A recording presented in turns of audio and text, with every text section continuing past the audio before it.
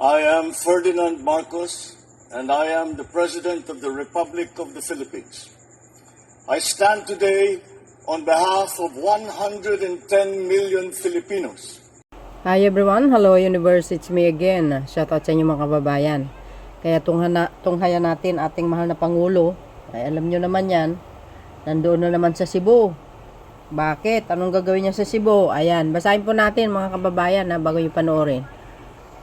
Sabi dito, in line with the government's unified and nationwide efforts to improve disaster preparedness and boost community resilience, President Ferdinand Marcos Jr. lances the Oplan Kontra Baha, Metro Cebu. Nakaw!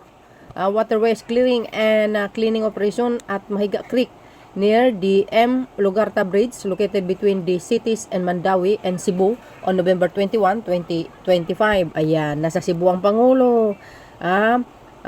Pinangunahan niya po ang Oplan Baha, mga kababayan. Grabe ano. Biro nyo yun. Pinangunahan niya talaga.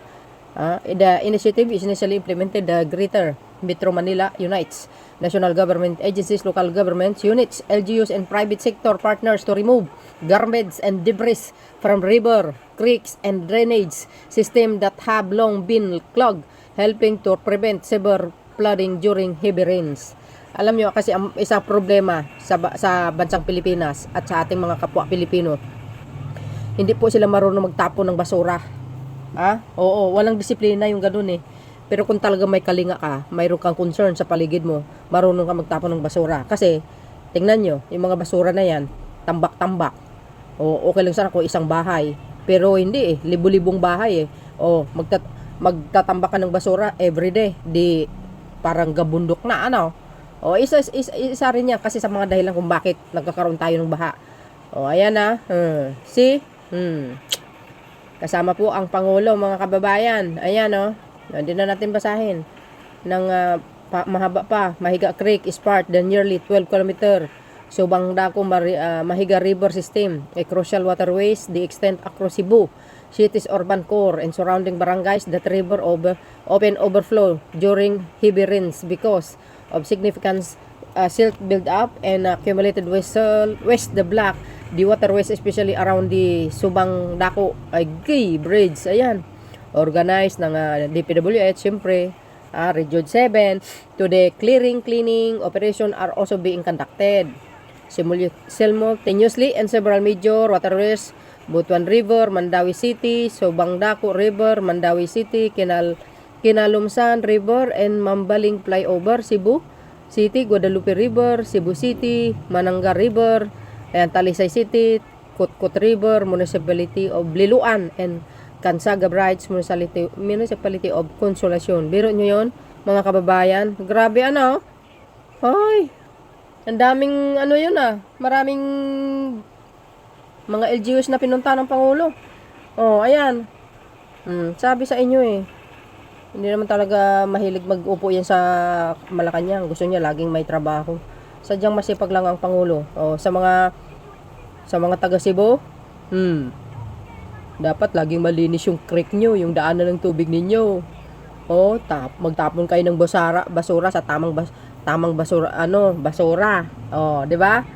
Hindi yung tapon dito, tapon doon. Tapos kasi pag umulan ng malakas, sa inyo rin ang babalik. Di ba mga bes? May problema na nga tayo sa flood control, tapos problema pa sa basurahan, hindi kayo naloka.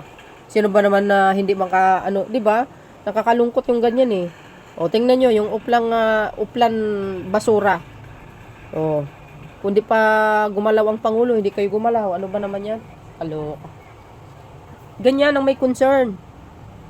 Di ba? Hindi nagagawa ng mga ibang Pangulo yung mga ganyang klaseng mga kababayan. Magandang layunin sa bawat region. Kasi yan nakakatulong eh. Nakakatulong sa ating kabayanan. Yung pananatilihin ng kalinisan baga. Yung iba kasi, yung ibang nating, hindi naman lahat. Yung ibang Pilipino kasi, dugyot. Dugyot. Basta na lang tapon dito, tapon doon. Di ba? Grabe mga bes. Kung alam nyo naman na mga papilan, mga papel, plastic, supot, Pwede nyo naman sunugin sa likuran nyo yun eh, kung mayroon pa kayong pagsunugan doon eh. O, di ba, plastic?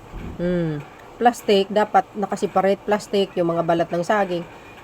Isiparate nyo yun. Pwede nyo itapon, gawing pataba. Pwede yun guys eh. Yung mga pagbalatan ng mga kamuti, pagbalatan ng mga kamuting kahoy, pwede mo naman itapon sa likod yan, ikalat-kalat mo.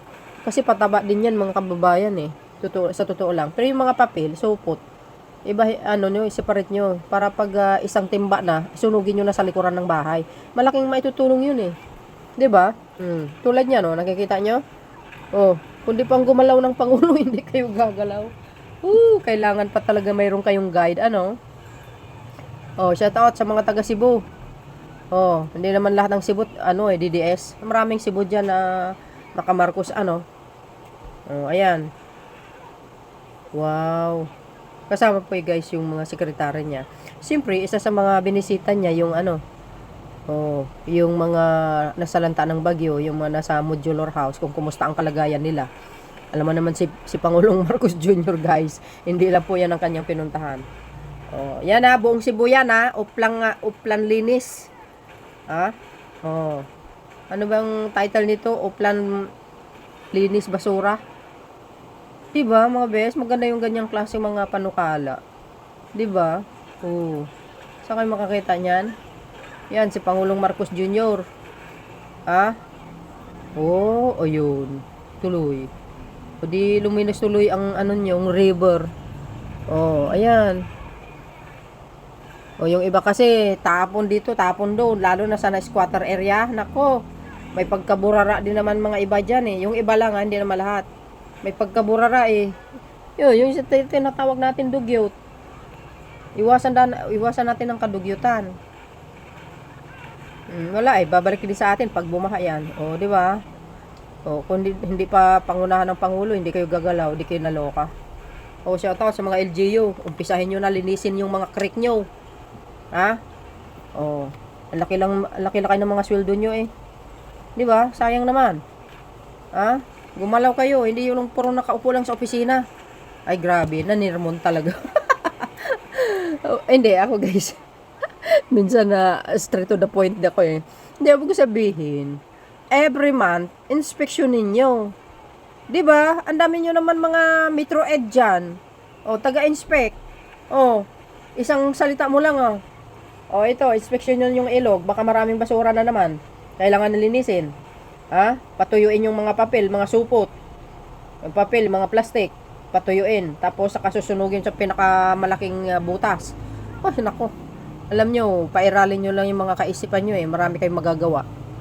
Totoo yun. Pero kung ginagawa nyo, puro na lang. Puro daldalan. Diba? Wala ibang papala dyan eh. Diba? Yan. Tuloy ang Pangulo. Edi nagsipag kilos kayo ngayon. Yan. Nilinisan, wow. Kaya naloka. Shout out sa inyo mga best, sa mga Marcos Loyalty supporters, Filipino and OFW. Shout out sa inyo. Ayan. Tungayan natin ang Pangulo. Pinangulahan ang paglilinis sa mga creek, sa mga sapa, sa mga ilog. Pangunahan niya yung mga anak niya kasi tamad. Sabay ganun. Hindi, joke lang guys. Hindi, parang inahahambing ko lang sa isang ama. Kayo naman kasama yata si Mr. Ramon Ang. Sabi sa inyo. Alam nyo yan si Mr. Ramon Ang guys. Todo suportan niya ang Pangulo. Totoo yun. Todo suporta. Oo nga Ay di nakatrabaho kayo ngayon. Ay, ang daming putik, bes. Ay, nako. Pero alam nyo yung unang panahon, walang ganyan yung mga bakho na yan. Grabe din. At least nagkatrabaho kayo pa. Bawal tamad-tamad. Dapat sipag lagi ang ipinapairal. Yan di ba? Sayang yung sinasahod ng sambayan ng Pilipinas sa inyo. Kasama si Mr. Ramon Ang guys. Alam mo, bilib ako sa tao na yan, mga kababayan. Bakit kanyo? Talagang wala kang masabi din sa kanya.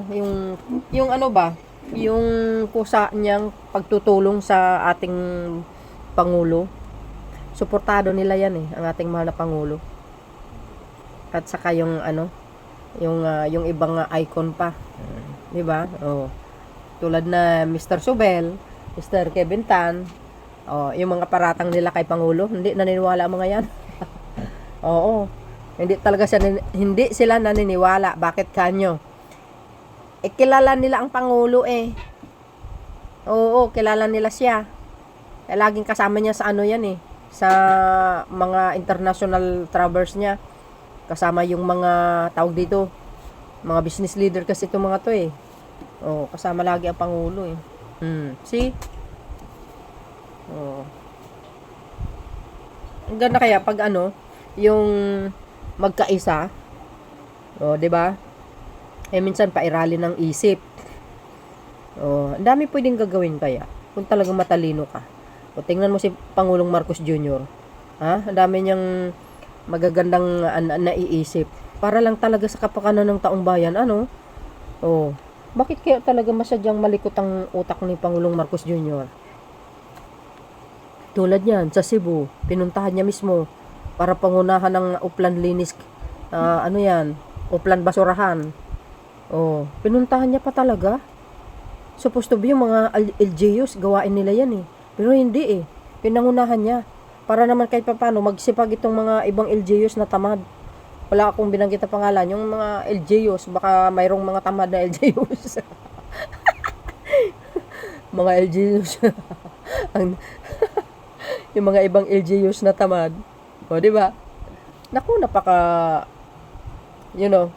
pag ikaw isang pinuno ng bayan, dapat lagi nyong chine-check yung nasasakupan nyo, lalo na yung mga daluyan ng tubig. Baka mamaya may mga basurahan na nakatambak. Tapos saka kayo gagalaw pag nandyan na yung malakas na ulan na wala, it's too late. Tulad yan nangyari sa inyo. Learning lesson yan. At saka isa pa guys yan, daming fans ang Pangulo. Akala ko yung sabihin nyo walang nagmamahal kay Pangulo sa Cebu. Ano yan? Ano yan? Inayayakap pa nga siya see? Alam nyo, napansin ko si Pangulong Marcos Jr. pag pumupunta sa mga lugar na yan, talagang niyayakap siya ng mga tao, kinakamayan. Bakit ito si Sara? Hindi siya ganyan. Wala naman lang yumayakap sa kanya parang nagkukumahog na para mahawakan ng Pangulo. Wala. Ang nakikita ko kay Sara, pinapalibutan siya ng mga security niya. Si Pangulong Marcos Jr. hindi 'di ba? Mga bata. Kailangan talaga ito magkaapo na si Pangulong Marcos Jr. Kasi yan. Selfie pa more. Ayan. Shout out sa mga taga Cebu. Nandiyan yung papa nyo. Bantayan nyo mabuti yan. Alagaan nyo. Binisita kayo. Ang dami niyang anak kaya. Luzon, Visayas. Respetuhin natin. Pangulo natin yan Binoto natin. Total naman, mga kababayan, maganda naman ang kanyang pamumuno. Bakit kailangan pa natin patalsikin, di ba? Huwag ganun. Idaan natin sa proseso. Kung gusto nyo maging Pangulo, let's, di ba? Let's do the due process naman. Sabay ganun. Due process. Ibig sabihin, proseso baga sa pamamagitan ng eleksyon kayo naman. Hindi naman kayo mabero Wow, ganda. Ay. Linis mga bes. Ganyan. Para mayroon tayong fresh air. 'Di ba? Pag malinis yung kapaligiran at malinis yung mga sapa, mga ilog, walang mga basurahan, walang mga kung ano-ano pa doon, 'di ba? Maaliwalas, saka nakakapagbigay ng fresh na hangin 'yan.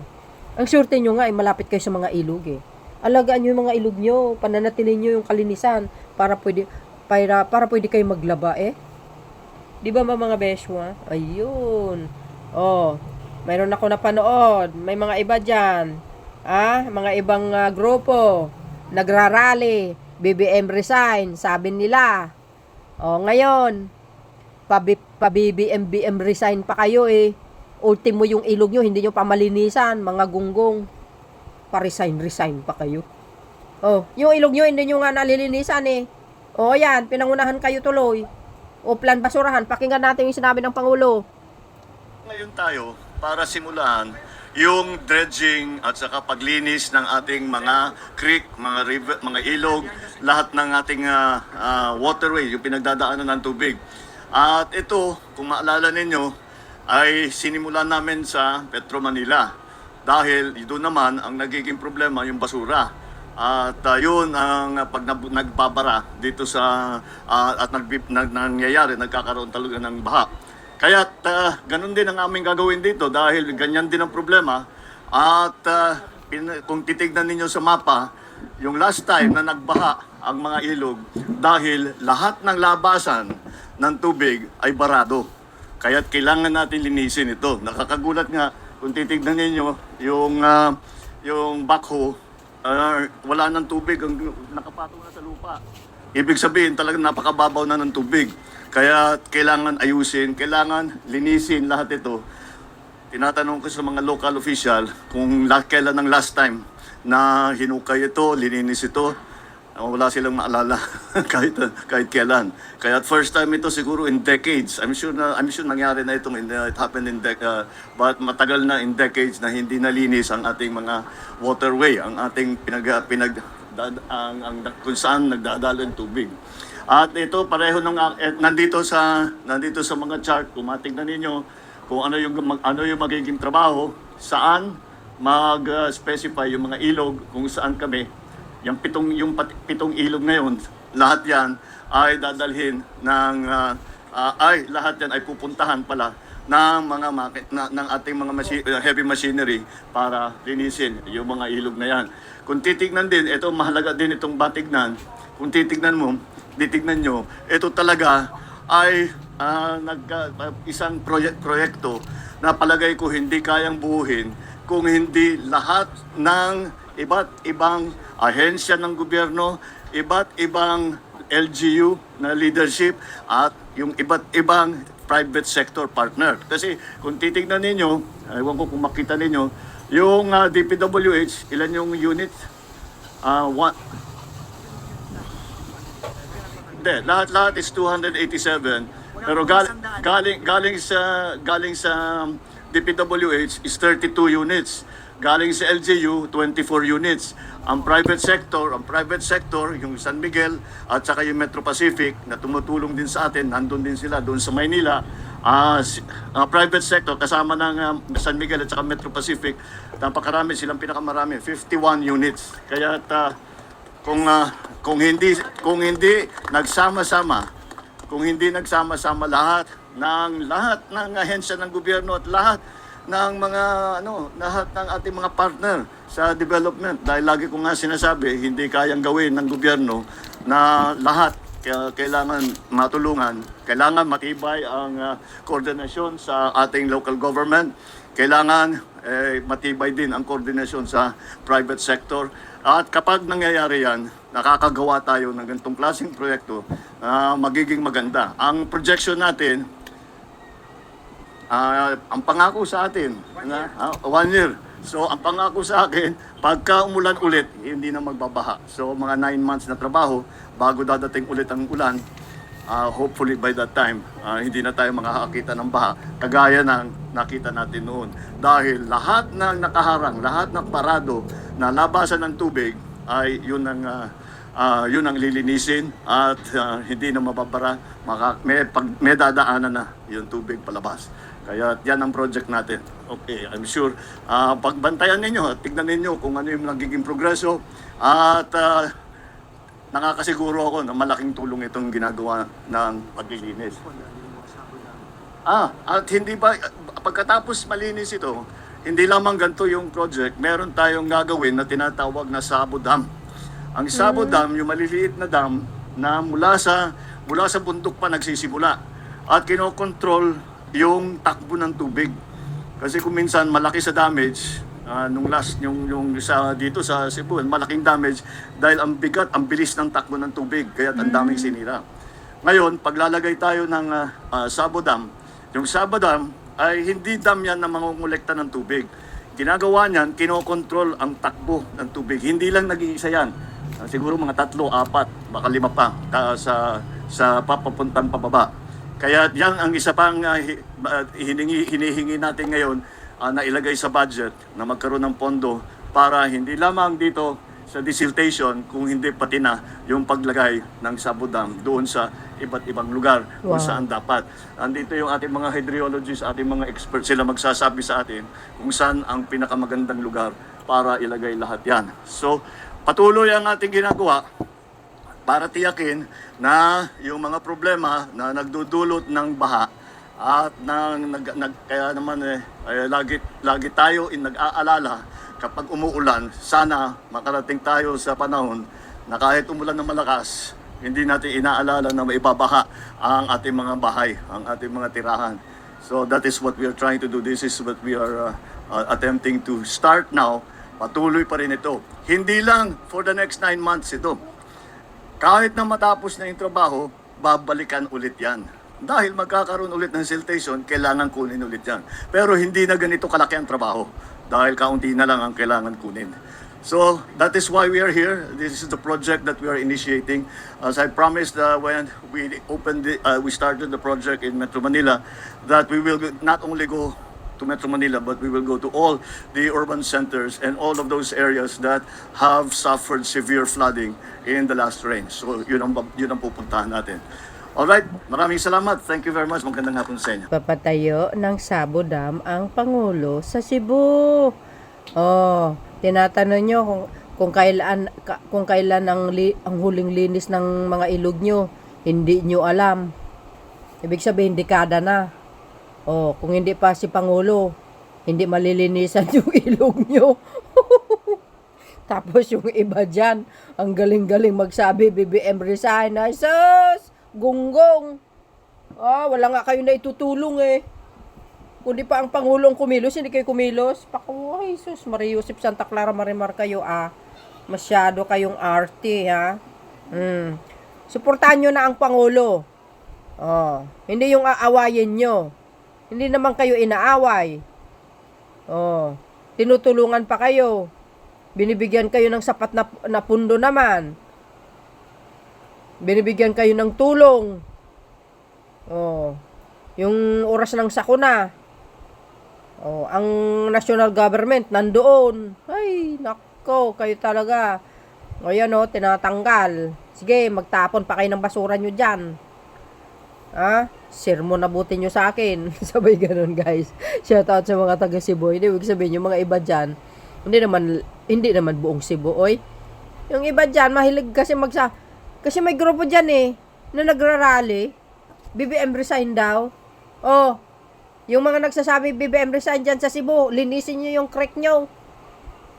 Linisin nyo. Nagmamagaling kayo Kala mo naman nakakatulong kayo Kung hindi pa ang Pangulo hindi malilinisan yung ilog nyo Hindi natandaan kung kailan ang paglilinis niyan. Matagal na pala yan, lalagyan kayo ng sabudam. Magandang yan, magandang idea. Yung mga idea ng Pangulo, hindi nyo kaya. Wala kayo niyan. Wala kayong ginawa, kundi sasabihin, BBM resign. Pag umpugin ko yung mga ulo nyo para matawan kayo. Ay, diba? Nakakaano lang nakakadismaya yung mga ganyang tao. Imbis tumulong ka. Tulungan mo na lang ang Pangulo. Tapos gusto nyo pang mag-resign. Ay, sus, utot nyo. Kayo talaga, Walang ginawa, kundi, puro kayo kuda ng kuda. Wala naman kayo napapala. Lumalawak ang iyong mga bunganga sa madla. Para sa mga salita na hindi kaya-aya. Di ba? Dapat tumulong na lang sa kapwa. Para tayo ay laging may kasayahan sa buhay. Kayo naman, Oo nga naman, mga kababayan. Ang dami pa ng mga buhangin, tinanggal. So, ibig sabihin, parang maliit lang yung tawag dito. Kailangan linisin mabuti para maganda ang daloy ng tubig pag may baha, no? You see? Nakikita nyo ba yung ngayon yung Marikina River? Ginagawa ang flood control dyan guys ng JECA. Oo, ng Japan. Ganda. Ewan ko lang kailan matapos yun. Ganda talaga as in. Ganda ng flood control nila in fairness mga kababayan ayan. Galing. Ay, nako. Tinanggal. Alam nyo, isa din yan na dami. Tinanggal yung mga buhangin sa ibaba. Dami. In fairness guys, maraming basura. Maraming basura nga. Sa totoo lang. Ayan, kontrabaha pala. Plan kontrabaha pala, mga kababayan. Wow. Galing naman ang Pangulo. Tinatanong kung dekada na. Mga beswa. Hindi, ibig sabihin, tinatanong ng Pangulo kung kailan daw ang huling paglinis ng ilog. Hindi daw ni alam. So, ibig sabihin, dekada na pala. Kung hindi pala si PBBM, hindi pala kayo maglilinis. What? Kasama si Mr. Atong Ang. Hindi mali. Si Mr. Ramon Ang pala. Kung hindi pa si PBBM, hindi kayo maglilinis. Anong ginagawa nyo? Nagpapalaki ng tiyan. Sermon nabuti nyo sa akin. Sabay ganon, Hindi, tayo naman, dapat, ayun, daming basura, guys. Ewan ko na lang sa inyo. Ibig ko sabihin, disiplina lang ang kailangan, mga kababayan. Disiplina. Sa mga LGUs, pairalin nyo bunganga nyo. Every month, pwede nyo i-check yung ilog nyo kung maraming basurahan. Or maglalagay kayo ng karatola. Bawal magtapon ng basura dito. Total naman, hindi kayo marunong maglinis. Diba? Itapon yung basura nyo sa tama. Siyempre, minsan, ang ibang kapwa nating Pilipino, hindi naman lahat, tapon dito, tapon doon. Kaya minsan, kasi siyempre, mga kababayan, pag bumaha, tinang nyo yan, dami, basura. Pag bumaha, bumalik din sa inyo. Ang kawawa, yung mga squatter area. Diba? Sabi sa inyo ayan galing. Dami basura mga bes. Kayo talaga kung hindi pa pinangunahan ng Pangulo hindi kayo kikilos. Yan. Niisa-isa niya na ang mga region para plan kontrabaha. Tanggal basura. Yan lang, hindi pa inyo magagawa. Hindi kayo marunong maglinis sa mga paligid nyo. Basta magtapon na lang kayo dito, tapon doon. Kaya tuloy, pag may baha, bumabalik sa inyo. Yan ang tingnan nyo naman ang basura, guys. Disiplina lang, mga bes. Ngayon, pag bumaha, ang sisihin nyo ang Pangulo. Yung mga nagsasabi niya dyan na BBM resign. Lakas loob nyo, Hindi naman lahat ng Cebu, Yung mga may iba dyan na nagrarally, BBM resign daw. Bumaba kayo. Linisin nyo yung creek. Yung ilog nyo. Galing-galing nyo magsalita ng resign Ultimo ilog nyo nga, hindi nyo makayang linisan na isos. Tain nyo. Kumigil nga kayo. Lakas loob nyo magsabi na mag-resign. Yung ilog nyo, hindi nyo malinisan. Ang daming kalat. Kung hindi pa si PBBM hindi walang linis. Pumunta lang dyan para maglinis ng kanal. Ay, ng mga basura, mga bes. Tingnan nyo naman yan, kailangan tanggalin ang mga lupa sa ilalim. Anong purpose kung bakit tinanggal yan? Para hindi siya, kasi unti-unting tumataas yan. Hindi na malalim yung, yung ilog. Tumataas siya. Na bumababaw siya kasi nga, maraming mga buhangin sa ilalim. So, kailangan tanggalin talaga. Di ba? Para pag bumaha, dire-diretso ang tubig. Yan. Pumunta ang Pangulo dyan para lang maglinis. Di kayo naloka. Inutusan kayo. Nga kayo ngayon. Di ba? Puro kayo kasi, puro ka kasi daldal. Puro paninira sa Pangulo. Yan. Pinangunahan niya. Hindi pa siya kumilos. Hindi kayo kikilos. Yung mga nagsasabi na BBM resign. Ay sus. Nagmamagaling kayo. Yung ultimo ilog yun, hindi nyo pa malinisan. Pag untugin ko pa kayo So, may ganun, guys.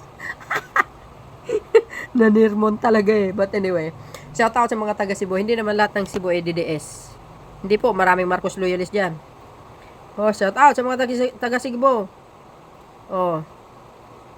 Oh, grabe yung kanal nyo ha. Ang dumi. Ang daming basura. Ayan, pinuntahan pa kayo ng Pangulo para maglilinis. Iga-guide niya kayo maglinis. Kayo talaga, oh, ah. Ha? Madali na, alam nyo mga guys, may mga ganyang klaseng idea ng Pangulo. Hindi nyo kaya talaga. Wala yung ganyang idea. Napakaganda yung mga idea niya eh. O ngayon, maglalagay ng sabudam. Eh di kayo naloka. So yun mga beswa. Ano po ang masasabi nyo dito? Thank you for watching. See you again on my next upload. Bye bye bye and babus. God bless Philippines. O maglinis kayo ha.